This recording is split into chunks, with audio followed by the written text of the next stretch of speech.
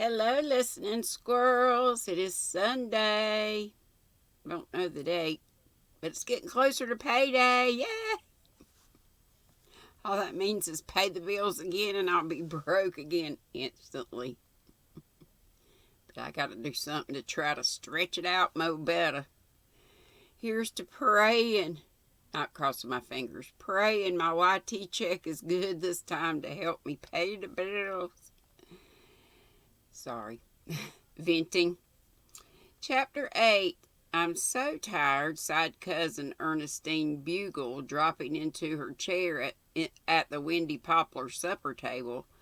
I'm afraid sometimes to sit down for fear I'll never be able to get up again. G-I-T, get. Cousin Ernestine, a cousin 3 times removed of the late Captain Macomber, but still, as Aunt Kate used to reflect, much too close, had walked in from Lowville that afternoon for a visit to Windy Poplars. It cannot be said that either of the widows had welcomed her very heartily, in spite of the sacred ties of the family. Cousin Ernestine was not an exhilarating person, being one of those unfortunates who are constantly worrying not only about their own affairs, but everybody else's as well, and will not give themselves or others any rest at all. The very look of her, Rebecca Dew declared, made you feel that life was a vale of tears. My. Certainly, Cousin Ernestine was not beautiful, and it was extremely doubtful if she ever had been. She had a dry, pinched little face, faded pale blue eyes, several badly placed moles, and a whining voice. She wore a rusty black dress with a decrepit neck piece of Hudson seal, which she would not remove even at the table because she was afraid of drafts. Hudson's a neck piece. I guess it's like a scarf or something. Rebecca Dew might have sat at the table with them had she wished, for the widows did not regard Cousin Ernestine as any particular company, in parentheses. But Rebecca always declared she couldn't savor her victuals in that old killjoy society. That's what Mama used to call food, victuals.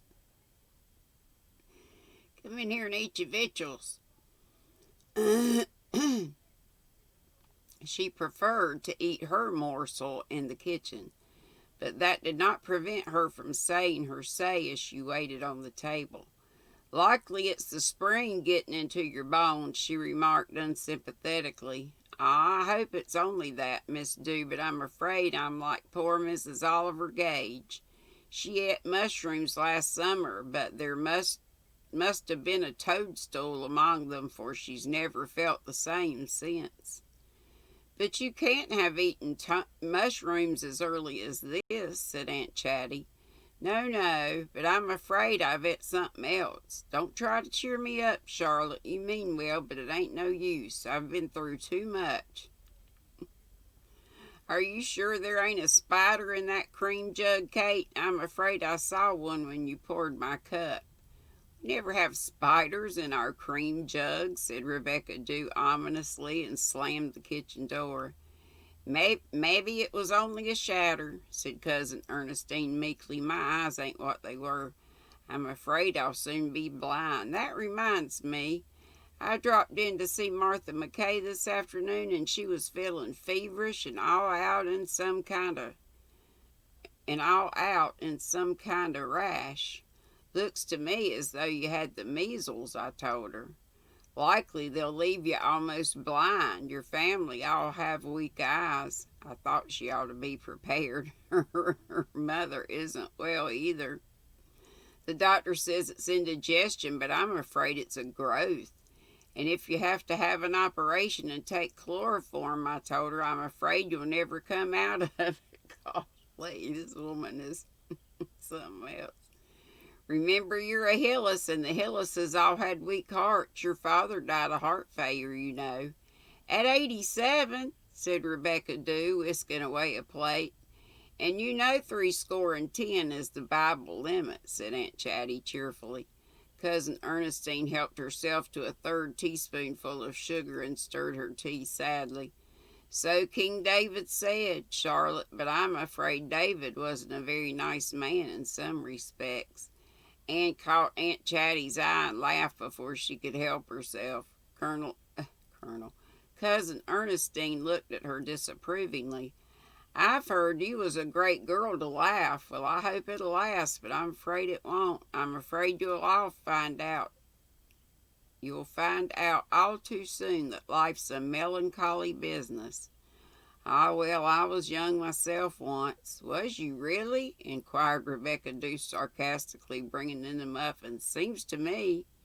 You must always have been afraid to be young. It takes courage, I can tell you that, Miss Bugle.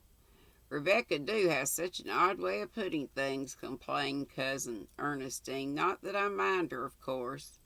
And it's well to laugh when you can, Miss Shirley, but I'm afraid you're tempting Providence by being so happy. You're awful like our last minister's wife's aunt. She was always laughing, and she died of a paralytic stroke. The third one kills you. I'm afraid our new minister out at Lowville is inclined to be frivolous. The minute I saw him, I says to Louisy, I'm afraid a man with legs like that must be addicted to dancing. I suppose, wait a minute. I suppose he'd give it up since he turned minister, but I'm afraid the strain will come out in his family. He's got a young wife, and they say she's scandalously in love with him. I can't seem to get over the thought of anyone marrying a minister for love. I'm afraid it's awful irreverent. He preaches pretty fair sermons, but I'm afraid that what he said of Elijah, the tidbit last Sunday, that he's far too liberal in his views of the Bible. I see by the papers that Peter Ellis and Fanny Bugle were married last week, said Aunt Chatty. Ah, yes, I'm afraid that'll be a case of marrying in haste and repenting at leisure. They've only known each other 3 years. Gosh. I'm afraid Peter will find out that fine feathers don't always make fine birds. I'm afraid Fanny's very shiftless. She irons her table napkins on the right side first and only. Not much like her sainted mother, as she was a thorough woman if ever there was one. When she was in mourning, she always wore black nightgowns, since she felt as bad in the night as in the day. I was down at Andy Bugle's helping him with the cooking, and when I come downstairs on the wedding morning, if there wasn't Fanny eating an egg for her breakfast, and her getting married that day. I don't suppose you'll believe that. I wouldn't if I hadn't have seen it with my own eyes. What's wrong with eating?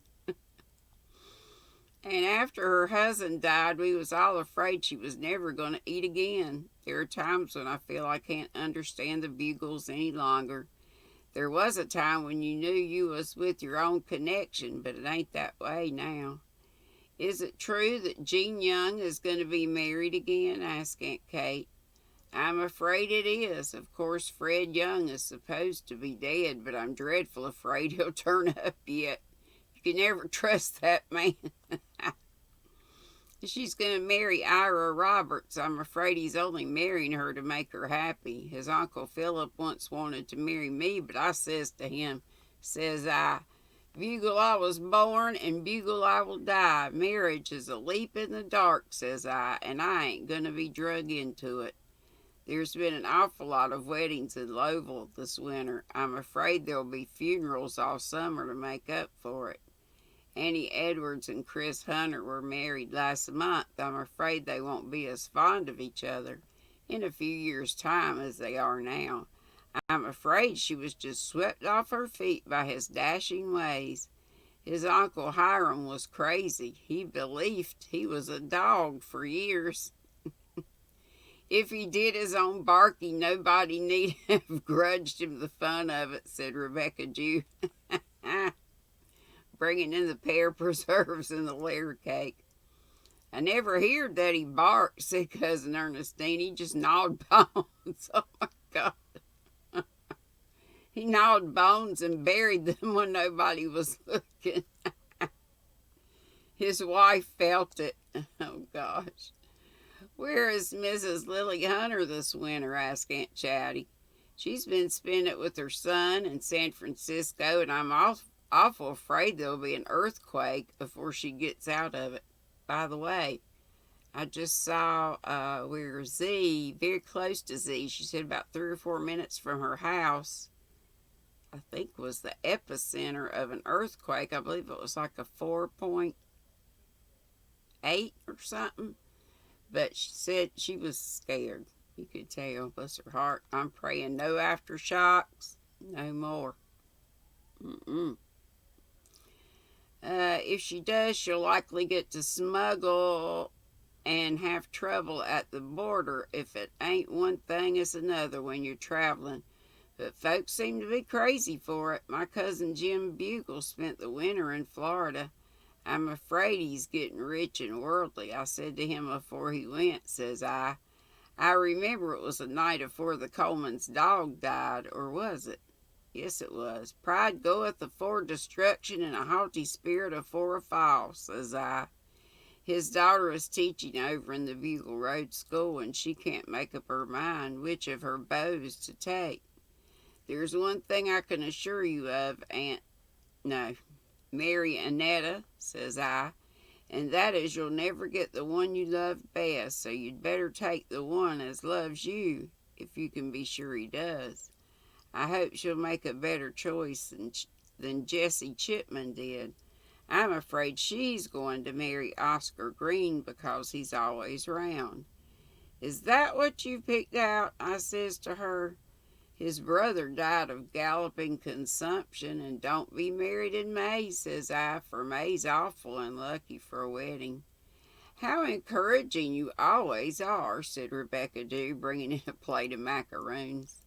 Can you tell me, said Cousin Ernestine, ignoring Rebecca Dew and taking a second helping of pears, if, oh lordy, calceolaria is a flower or a disease? A flower, said Aunt Chatty.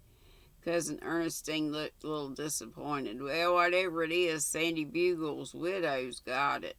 I heard her telling sister in church last Sunday that she had a calceolaria at last. Your geraniums are dreadful scraggy, Charlotte. I'm afraid you don't fertilize them properly. Mrs. Sandy's gone out of mourning, and poor Sandy only dead 4 years now. Ah, well, the dead are soon forgot nowadays. 4 years. My sister wore crape for her husband's 25 years. Did you know your placket was open? Said Rebecca, setting a coconut pie before Aunt Kate. I haven't time to be always staring at my face in the glass, said Cousin Ernestine acidly. What if my placket's open? I got 3 petticoats on, haven't I? They tell me girls nowadays only wear one. I'm afraid the world is getting dreadful gay and giddy. I wonder if they ever think of the Judgment Day. You can be. It's bad to wear too many petticoats.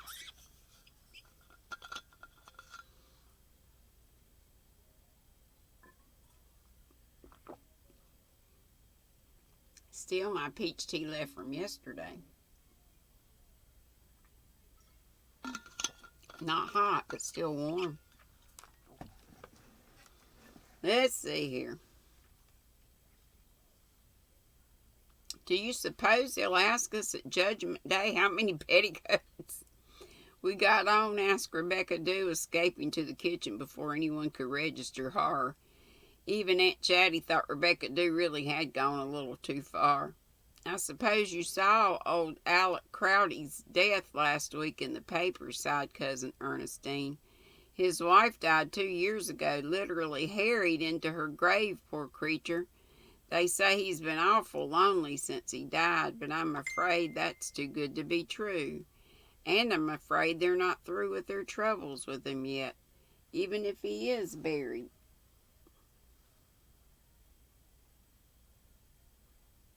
Sorry. I hear he wouldn't make a will, and I'm afraid there'll be awful ructions over the estate. They say Annabel Crowdy is going to marry a jack of all trades. Her mother's first husband was one, so maybe it's hereditary. Annabelle's had a hard life of it, but I'm afraid she'll find it's out of the frying pan into the fire, even if it don't turn out he's got a good wife already. What is Jane Goldwyn doing with herself this winter? Asked Aunt Kate. She hasn't been in town for a long time. Ah, poor Jane, she's just pining away mysteriously. They don't know what's the matter with her, but I'm afraid it'll turn out to be an alibi. What does Rebecca do laughing like a hyena out in the kitchen for? I'm afraid you'll have her on your hands yet. There's an awful lot of weak minds among the Dews. I see Tyra Cooper has a baby, said Aunt Chatty. Ah, yes, poor little soul, only one, thank mercy. I was afraid it would be twins. Twins running, the Coopers. Tyra and Ned are such a nice young couple, said Aunt Kate.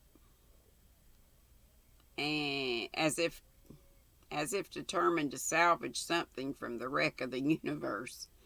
But Cousin Ernestine would not admit that there was any balm in Gilead, much less in Lowville. I love that song. There is a balm in Gilead. Sing it, church. Ah, she was real thankful to get him at last. There was a time she was afraid he wouldn't come back from the West. I warned her. You may be sure he'll disappoint you, I told her. He's always disappointed people. Everyone expected him to die before he was a year old, but you see he's alive yet. When he bought the Holly place, I warned her again. I'm afraid that well is full of typhoid, I told her. The Holly hired man died of typhoid there 5 years ago. They can't blame me if anything happens. Joseph Holly has some misery in his back. He calls it lumbago, but I'm afraid it's the beginning of spinal meningitis. Oh my gosh. Oh, Lord, she's killing everybody. Old Uncle Joseph Holly is one of the best men in the world, said Rebecca Dew, bringing in a replenished teapot. Ah, he's good, said Cousin Ernestine lugubriously. Too good. I'm afraid his sons will all go to the bad. You see it like that so often. Seems as if an average has to be struck. No, thank you, Kate. I won't have any more tea. Well, maybe a macaroon. They don't lie heavy on the stomach, but I'm afraid I've ate far too much. I must be taking French leave, for I'm afraid it'll be dark. Taking French leave? Never heard of that. For I'm afraid it'll be getting dark before I get home. I don't want to get my feet wet. I'm so afraid of ammonia.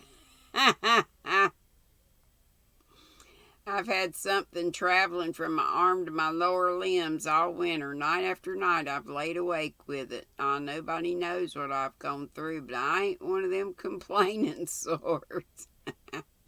I was determined I'd get up to see you once more, for I may not be here another spring. But you've both failed so terrible, so you may go afore me yet. Ah, well, it's best to go while there's some one of your